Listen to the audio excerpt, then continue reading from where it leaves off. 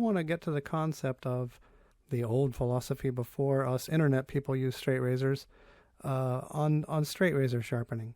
And I'd like to begin with this book from the U.S. Forest Service, the Forest Service Axe Manual. This part is fascinating to me. Many people who sharpen an axe focus on the cutting edge with the intent of bringing the axe back to the condition when it cut well. However, to sharpen an axe properly, you must pay attention to more than just the edge. The area behind the cutting edge is just as, if not more, important. And that's something that I feel is completely ignored by the modern internet forum, straight razor, shaver, etc., etc. So what they do, we have our little simplified version of a razor. They're treating the part that does the shaving. This is the bevel. I'll show you like you see here. This is a cross section from a barber's manual of showing you the difference between a perfect triangle shape of a razor, which is called a wedge, and then when they have a hollow grind, there'll be a part missing, and the outer boundary will be basically the same thing. And then this little part down here is called the bevel, and that's the part that does the shaving. The modern internet shaver will show you his pictures looking at this part, which is again this little thing, but we're looking at it from the side, from above. And they're showing you, I had it like this, and then I used my stones, and I did like this. Or you can go to this very scientific website, Science of Sharp, and you can see the person has this rougher cross-section of a razor with a coarser stone, and then this much finer one with a finer stone. So which would you rather shave off of? Obviously, you'd rather shave off of this.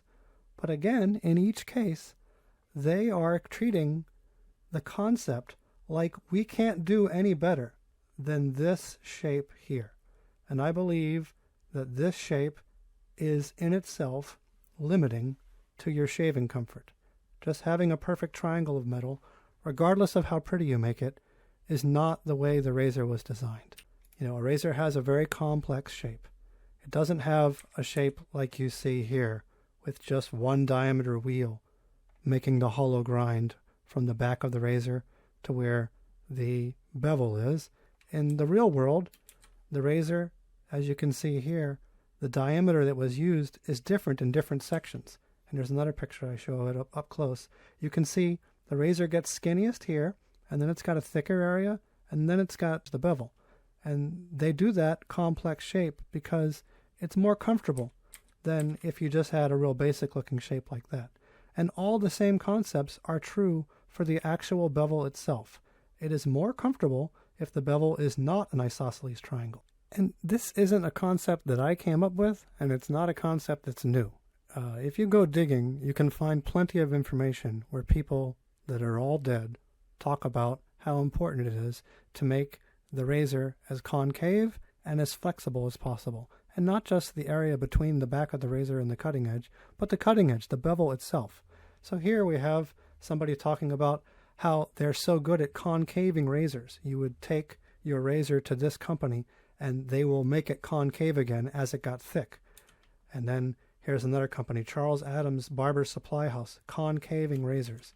Here we have a contraption from 1905. A little wheel-shaped thing is coming at the razor to provide a 10-degree cutting edge. And then here you have somebody explaining to you, showing you how when your strop is like this here, and you're inside of a wheel, you're making the tip of the razor rounded, and then when you meet it flat, it's better than if it's been rounded. Of course, if your razor was on the outside of a wheel for the strop shape, that would be even better by the same logic. But the very best example you'll find, historically, that I can find, is this book, How to Sharpen.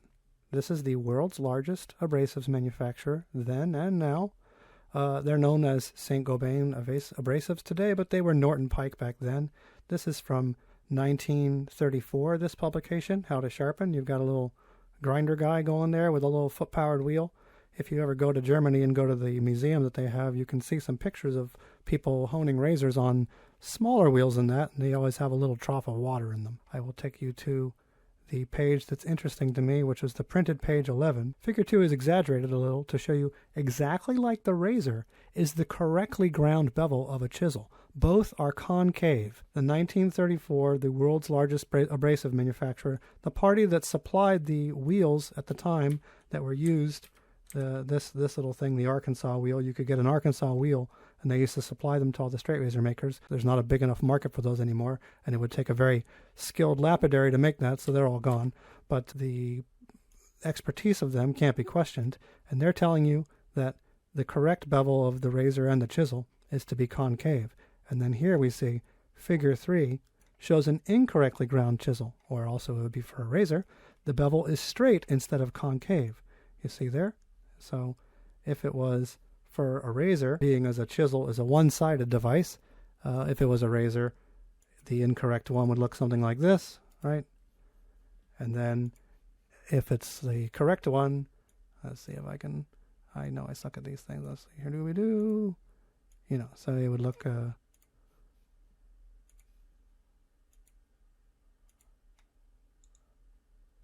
something like that. You get the idea. They're saying that it's better for the razor and the chisel to have a concave bevel form instead of a flat one. And right here they say one object of the concavity is that it makes a thinner shaped wedge, hence enters wood, etc. easier than does the straight bevel. That seems pretty clear cut that they're saying that it is going to cut better if it is thinner, because it will enter the shingle of hair when it is thinner better than if it is thicker and flat. I don't know how much more conclusive we can get than that. If we can do anything possible to make our hone shape like a wheel, so if we can present the hone shape to our razor as if it was like that drawing of the dude on the grinder, then this little part right here that you see, instead of being this flat thing that the Science of Sharp guy bases everything off of, it's not bowed out like if you were having the wheel, the hone shape like this, but when you have the hone raised like a wheel and the razor is outside of a wheel, the edge is going to be shaped like this, and that is what causes more shaving comfort. And it's not just Science of Sharp guy. On any shaving forum you would go to, even this is a retailer, this is their page, Kent of Inglewood, the Razor Honing Sharpening Guide, and you see here, truing stone. When sharpening, having flat stones is important. When honing a straight razor, it's an absolute must. They're essentially telling you that the most important thing possible is that you have the flattest possible hone, because that's all they thought that they could get. And this information mostly died between, right before World War II and then, the early 2000s when straight razors had their little miniature renaissance from the internet. So the information that's incorrect is all over the place. And I think mainly, besides the pettiness of the people that run shaving forums, it's just that there's no easy way to maintain your hone with a wheel shape. But I kept thinking about that, and eventually I decided to make this device, which you can go make yourself. You'll find out that it's expensive to make these sort of subtle shapes, but what I did was I made an aluminum plate, and the aluminum plate it's a lapping plate. You put sandpaper on this, and then it's shaped like an ellipse. So you have on the short axis of the plate, it's a really short wheel, and on the longer axis of the plate, it's a really long wheel. And what you're able to do is you can face the hone on the lapping plate in two different directions, and by doing that, you can make two different wheel shapes. Think of it like you got this giant blimp, and what you're doing is your lapping plate is just a little piece of that blimp's surface, like this here, you see? Just a little piece of a really big ellipse.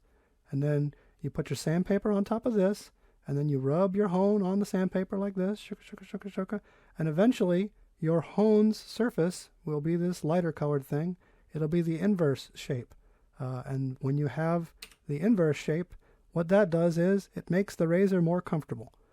If you don't believe me, I would like you to eventually dare to go to the honing page on our website and read all these people that have emailed me since the beginning of 2021 when I seriously started shaping the razor hones that I use for selling razors to you into smaller wheels. I have too many emails praising the shaving edge that they got to count, but you can go on to the Superior Shave website and look at the honing page and read about 40 of those screenshots. You can decide for yourself whether they're bullshit or not. When you go on and look in these forums And somebody like this guy who sends the glitter bomb is showing us how he uses the corner of his hone. How is a flat reference? It doesn't matter if it's shaped like this or it's shaped like this.